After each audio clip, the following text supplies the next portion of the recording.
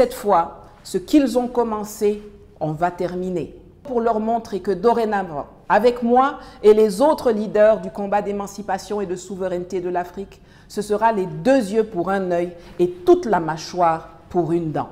Tous ceux qui se disent que bof, off, c'est un problème de Nathalie Yamb, de toute façon, je ne l'aime pas, alors je n'en ai rien à fiche, détrompez-vous. Si ce qu'ils me font là passe, ça va créer une jurisprudence en Europe. Ça voudra dire que n'importe quel petit zozo non élu dans un bureau peut attraper n'importe quel citoyen qui a dit quelque chose qui ne lui plaît pas et faire prononcer des sanctions. Dirigeants occidentaux et vos complices collabo-africains, vous n'êtes pas prêts de m'arrêter, ni dans ce monde, ni dans l'autre. Bienvenue. Aujourd'hui, on se penche sur un dossier assez particulier et qui fait parler. Les sanctions de l'Union européenne contre Nathalie Yamb. Oui, l'activiste suisseau-camerounaise connue pour ses positions tranchées. Exactement. On va essayer de comprendre ce qui se passe en s'appuyant beaucoup sur sa propre réponse en vidéo. Elle a publié une explication très détaillée. Tout à fait. Une source directe de son point de vue. L'idée, c'est de voir un peu les raisons invoquées pour ces sanctions. Qu'est-ce que l'UE lui reproche officiellement? Voilà. Et puis, évidemment, sa perspective à elle. Comment elle vit ça, l'impact concret. Et ses arguments pour se défendre, j'imagine. C'est ça. C'est une affaire complexe, qui touche à la liberté d'expression, à la géopolitique. Et aux relations Europe-Afrique, un sujet qu'elle aborde souvent. Tout à fait. Et ce qui est frappant d'entrée, c'est ce qu'elle met en avant. Elle serait la toute première personne sanctionnée individuellement sous ce régime précis de l'UE. Ah oui. La décision 2025-127, c'est ça? Exactement. Elle insiste là-dessus, sur le caractère unique, sans précédent, selon elle, par rapport à d'autres types de sanctions. D'accord. Alors, comment elle apprend la nouvelle?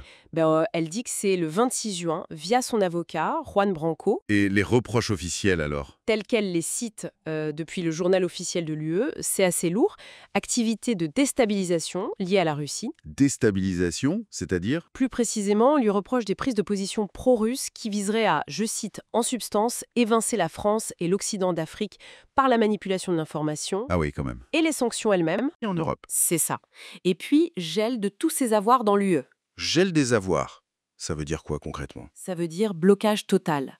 À une cadence extraordinaire, j'ai expérimenté les tentacules de l'extraterritorialité du non-droit européen.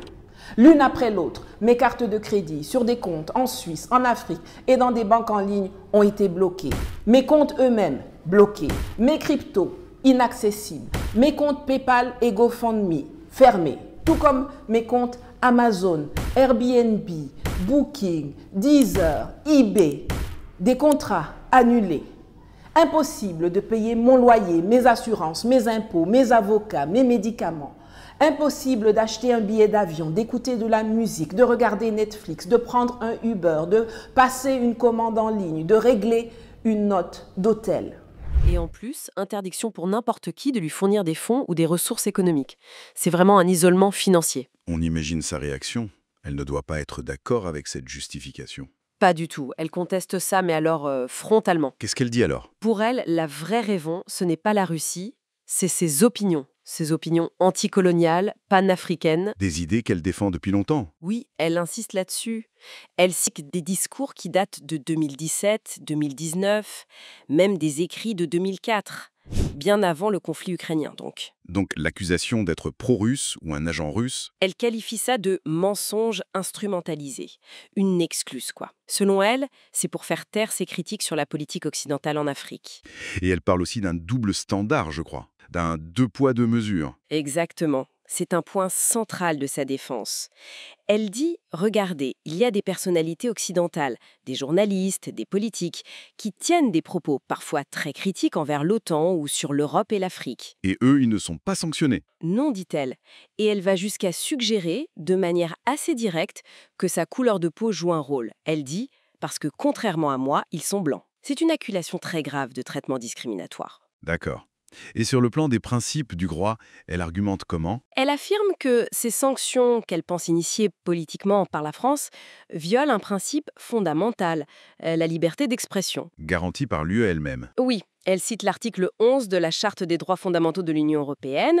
Elle met ça en parallèle avec, selon elle, l'impunité de certaines déclarations de leaders occidentaux qu'elle juge offensantes pour l'Afrique. Elle donne des exemples? Oui, elle mentionne par exemple la métaphore de l'Europe jardin et du reste du monde jungle.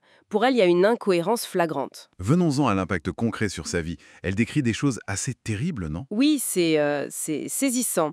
Elle parle d'un effet quasi immédiat, blocage de ses comptes bancaires et apparemment même hors UE, ce qui est assez surprenant. Même hors UE? C'est ce qu'elle semble indiquer. Blocage de cartes de crédit, de ses accès à des plateformes de crypto-monnaie, et puis des services en ligne essentiels, PayPal, Amazon, Booking, comptes fermés. Mais ça veut dire qu'elle ne peut plus rien faire au quotidien. C'est ce qu'elle décrit. Impossibilité de payer son loyer, ses assurances, ses avocats même. Acheter un billet d'avion, écouter de la musique en ligne, utiliser un VTC. Elle liste une série d'impossibilités qui montrent une sorte d'asphyxie. Une asphyxie, oui, c'est le mot. Elle utilise d'ailleurs des termes très forts. Très fort, oui. Elle parle de peine de mort socio-économique, carrément. Et même de terrorisme d'État. Terrorisme d'État. C'est dire la violence qu'elle ressent face à ces mesures. Et le point peut-être le plus marquant, c'est quand elle explique qu'elle ne peut même plus retourner en Suisse, son pays. Pourquoi ça? Parce que la Suisse est enclavée.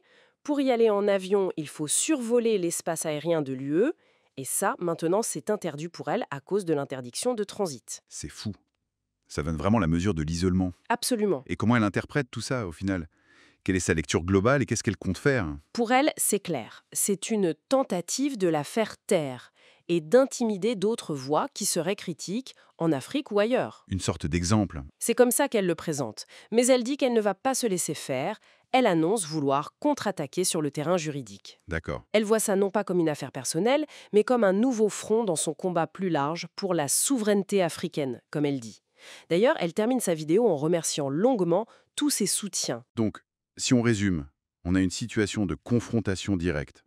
D'un côté, l'UE, qui invoque la sécurité, la lutte contre la désinformation russe. Pour justifier des sanctions très lourdes contre une activiste. Et de l'autre, cet activiste qui dénonce une attaque contre sa liberté d'expression liée à ses opinions anticoloniales. Et qui décrit des conséquences personnelles absolument dévastatrices. La question qui se pose, c'est qu'est-ce que ça signifie tout ça? Ça soulève une question fondamentale, je crois. Celle de l'équilibre entre la sécurité d'un État ou d'un bloc d'États et la liberté d'opinion individuelle. Surtout aujourd'hui, avec le numérique, les idées qui circulent. Où est la limite? Voilà. Quand est-ce que des paroles jugées déstabilisatrices peuvent justifier des mesures aussi radicales qui visent à isoler une personne économiquement, socialement? C'est une question hyper importante, fondamentale. C'est une affaire à suivre. Clairement.